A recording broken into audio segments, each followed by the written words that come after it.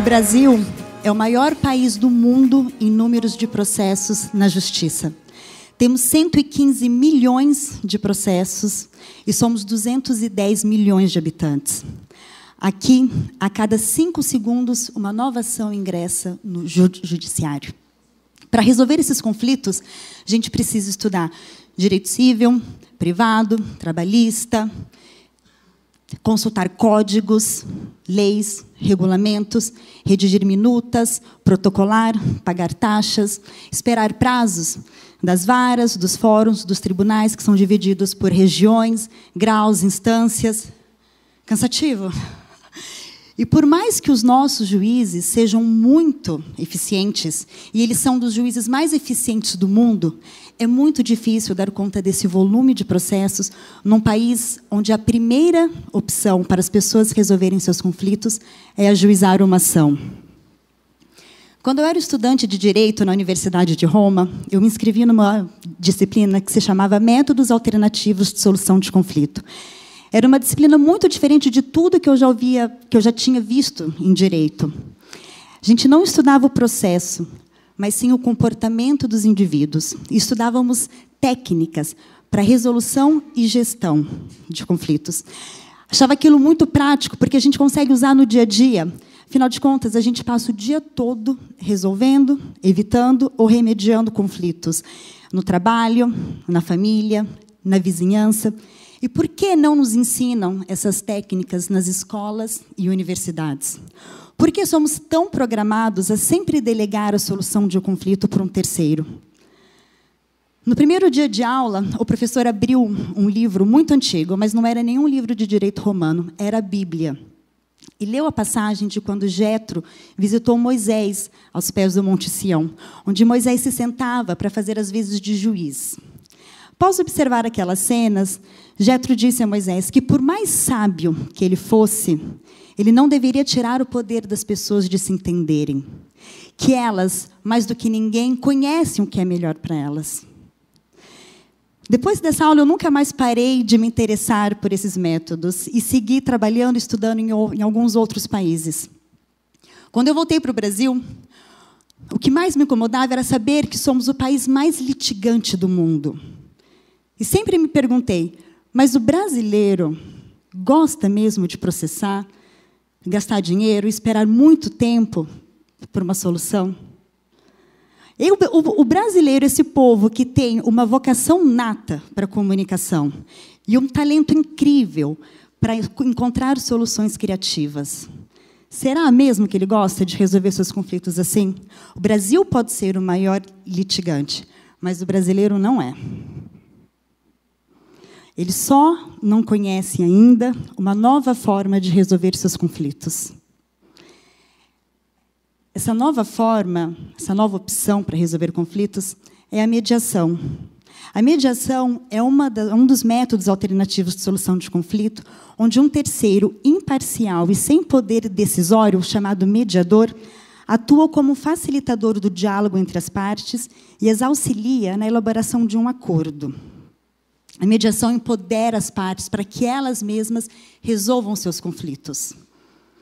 E não é algo novo. A mediação é uma das técnicas mais antigas do mundo. Ela existe desde os primórdios da civilização humana. Todas as culturas têm seu próprio mecanismo de mediação. Se formos pensar na cultura judaica, o rabino é o mediador por excelência. Na cultura islâmica, no budismo, nas tribos indígenas, africanas, no mundo cristão, hoje o Papa é um grande mediador.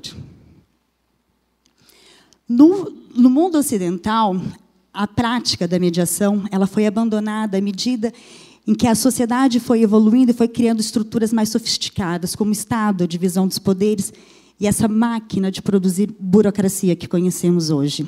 Hoje a gente chegou a um excesso de codificação e nenhum estímulo, incentivo para o entendimento humano.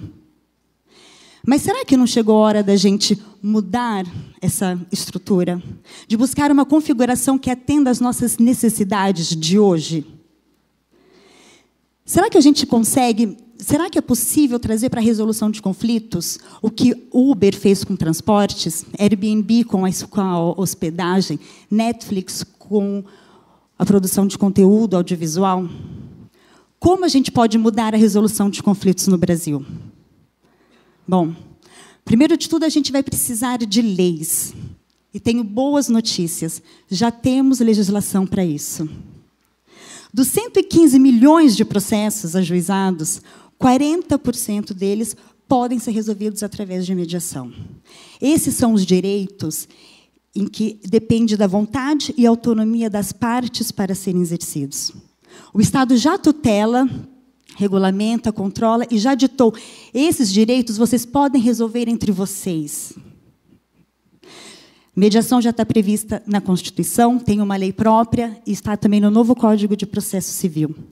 Se a gente conseguisse utilizar a mediação nessa proporção, a gente geraria uma economia de 63 bilhões por ano aos cofres públicos.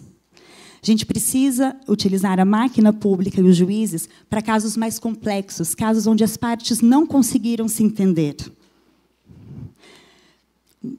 Nos Estados Unidos, começou lá a mediação que a gente conhece hoje, e 95% da demanda é resolvida extrajudicialmente, ou seja, fora da justiça. E por quê? Porque é muito simples resolver. O procedimento leva de 1 dia a 3 meses e termina sempre com um acordo construído pelas próprias partes. Um acordo ganha-ganha. E não mais uma sentença dada por um terceiro, onde uma parte perde e a outra ganha. A mediação pode ser aplicada quando já existe um processo, as partes fazem um acordo e encerram o caso na justiça. Pode ser utilizada quando ainda não existe um processo. Ela pode ser judicial, que é a mediação realizada dentro dos tribunais de justiça, pública, dentro da administração pública, e extrajudicial, que é a mediação privada, realizada por câmaras, empresas, mediadores privados. E pode ser utilizada em diversas áreas do direito. A mediação, a diferença do processo, ela não trabalha posição, direito e provas. Ela trabalha as relações e os interesses dos indivíduos naquele conflito. Ganhar um processo não quer dizer resolver um problema. Há pouco tempo atrás, eu escutei de um promotor de justiça do Ceará uma briga que durou décadas entre um grupo empreiteiro e um grupo de ambientalistas em torno de um empreendimento em Fortaleza. Depois, quando a sentença do último recurso veio e foi favorável para a empreiteira, a sentença já não atendia mais. E o dano que geraria para o contexto geral era tão grande que o empreiteiro rasgou a sentença e foi buscar um acordo com um grupo de ambientalistas. A mediação já é uma realidade no Brasil hoje e tem estatísticas excelentes. De 84% das pessoas que são convidadas para fazer uma mediação, 84% aceitam, 72% realizam os acordos e, melhor ainda, 95% cumprem os acordos. Por que essa taxa é tão alta? Simples, porque é um acordo voluntário, feito pelas próprias partes, levando em consideração as reais possibilidades e necessidades de cada uma. Agora, imagina se a gente conseguisse resolver esses casos de mediação sem sair de casa ou do escritório. Que as pessoas pudessem escolher como, quando e onde resolver.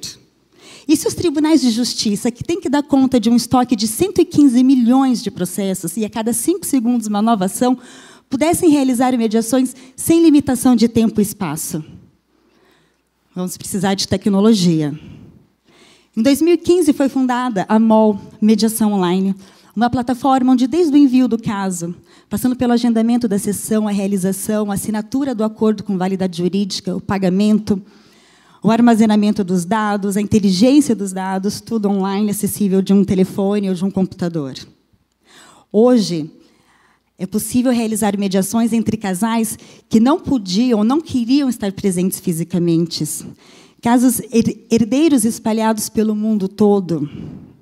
Ou mesmo casos, conflitos de condomínio com vizinhos que não conseguem estar presentes no mesmo edifício. A mediação resolve também muitos conflitos entre empresas e seus consumidores. Tem uma empresa no interior paulista, que concede consórcio para caminhoneiros. E hoje ela fala e resolve conflitos com caminhoneiros no Brasil todo. Antes, eles não conseguiam resolver os conflitos, porque os caminhoneiros nunca podiam estar presentes num local com dia e hora marcada. Claro, estavam sempre em viagens, a trabalho.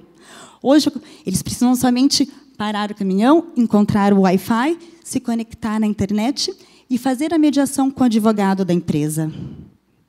As empresas precisam de canais saudáveis e flexíveis e adequados à nossa realidade.